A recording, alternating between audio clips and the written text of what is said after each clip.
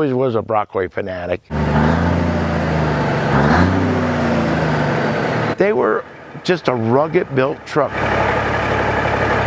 Jeff Frankland's connection to this vintage Brockway 361 heavy-duty truck goes back decades to when his uncle got it new. When my uncle bought it in '74, I was 14 years old when he bought it, and I seen it come down the driveway.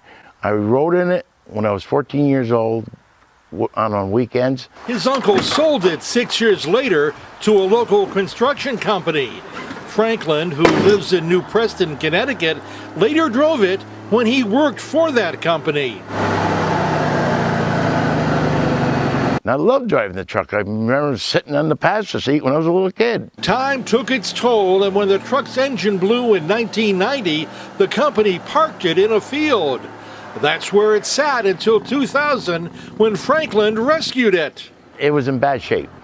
It had no motor, no transmission, and the hood, the nose and everything was off it, and just sat there, and the grass growing up through it. Frankland only paid $500 for it. Started restoring it over the years, and a little bit every year I do a little more, every winter I do a little bit more, but I did it all outside. Eventually, though, a more complete restoration was required. And of course, bodywork doesn't stay good when you do it outside, and so I had to redo it all about 4 years ago. I went through the whole truck completely.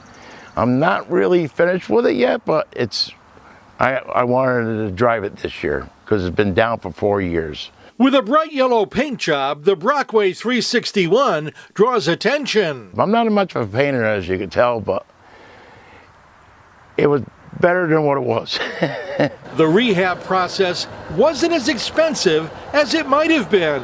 I've restored a 1940 Chevy pickup, and it cost me more to do that than this because everything in this truck was wheel and deal. I had something that someone else wanted, and I swapped for it. The Brockway brand, which had a husky dog as its mascot, was located in Cortland, New York. It began as a carriage company in 1875, switched to trucks in the early 20th century, and built them until 1977. I mean, they were as durable, they hold up to the roads, and they had big motors in them.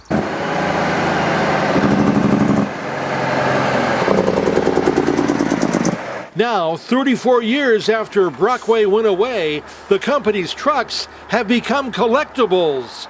People are finding these trucks sitting in the weeds in the woods and restoring them now. You don't see none for sale anymore. That's right, Connecticut. I'm Bud Wilkinson.